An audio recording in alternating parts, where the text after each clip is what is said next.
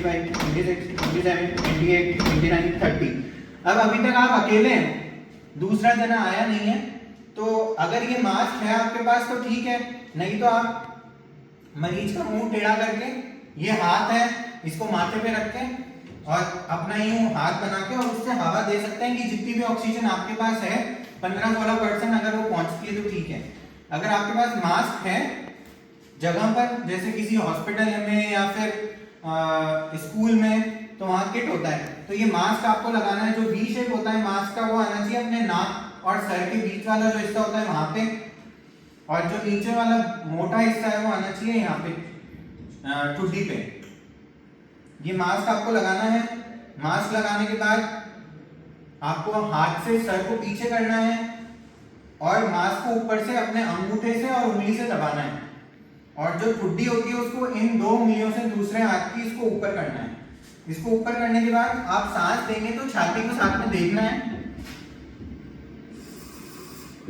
छाती आपको ऊपर होती हुई दिखेगी, ऊपर होती हुई दिख रही है। 2 सांस देनी है, 30 बार छाती दबाने के बाद 2 बार सांस देनी है, और ये पूरी साइकिल एक जने को 5 बार करनी है। 5 बार करते ही जब दूसरा जना आ जाएगा तो छाती दबाने का काम वो करेगा, क्योंकि अगर आप सही से छाती दबाते हैं 5 साइकिल तक तो आप बहुत थक जाएंगे, और अगर आप थकते हैं तो वो जो छाती दबाने का जो प्रोसेस है वो बहुत इजीली होगा नहीं। वो इजीली नहीं होगा तो मरीज को नुकसान होगा, क्योंकि उसका रक्तचाप जो है वो मेंटेन नहीं रहेगा। इसलिए हर 2 मिनट बाद या फिर आपकी 5 साइकिल खत्म हो गई है या फिर आप थक चुके हैं, और यदि दूसरा जना आ जाता है तो उसको बोलिए आप छाती दबाइए, और दूसरा जना अगर आ जाता है तो फिर एक जना माथे के ऊपर आ जाएगा, और जब 2 बार सांस देनी होगी तो वो जो छाती दबा रहा है वो नहीं देंगे, जो दूसरा जना है वो सांस देगा। अब हमारे पास दूसरा जना आ चुका है। अब मैंने कंप्रेशन देने वापस स्टार्ट किए, 1 2 3 4 5 6 7 8। अब 30 तक कंप्रेशन होते ही अब ये जो दूसरा जना है ये मास्क लगा के और सांस देगा। तो ये 2 सिनेरियो हो गए अपने कि जब आप एक जना हैं, जब आप 2 जने हैं, ठीक है। अब तीसरा सिनेरियो किसी हॉस्पिटल में अगर हैं आप, तो डिफिब्रिलेटर नाम का एक होता है उपकरण जो हॉस्पिटल में बहुत इजीली मिल जाता है। तो आजकल ये देखा गया है कि डिफिब्रिलेटर जितनी जल्दी अवेलेबल हो सकता है उतनी जल्दी आपको डिफिब्रिलेटर लाके और मरीज को शॉक लगाना है।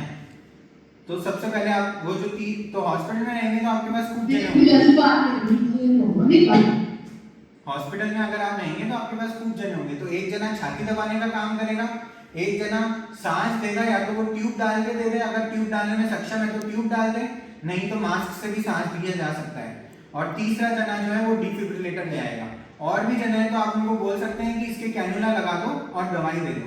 तो इसलिए सबसे पहले अगर कोई भी जना मूर्छित होता है तो आपको ये नहीं कहना है कि ऑक्सीजन लाओ या फिर इसके दवाई लगाओ, सुई लगाओ। सबसे पहला काम आपको क्या करना है, आपको छाती दबाना स्टार्ट करना है, कंप्रेशन चालू करना है। तो अगर कोई भी जना मूर्छित होता है तो अपना जो प्रोटोकॉल होता है वो यही होता है। पहले होता है सर्कुलेशन, कि मतलब आपको रक्तचाप बढ़ाना है। दूसरा होता है एयरवे, मतलब आपको सांस देनी है। और तीसरा होता है उसकी ब्रीदिंग, मतलब उसकी सांस सही जा रही है या नहीं जा रही है, वो आपको मेक श्योर करना है। बाकी कंडीशन में अपना ABCD होता है, जिसमें अपन सबसे पहले एयरवे देखते हैं, उसके बाद अपन सांस ले देना नहीं देना, फिर सर्कुलेशन।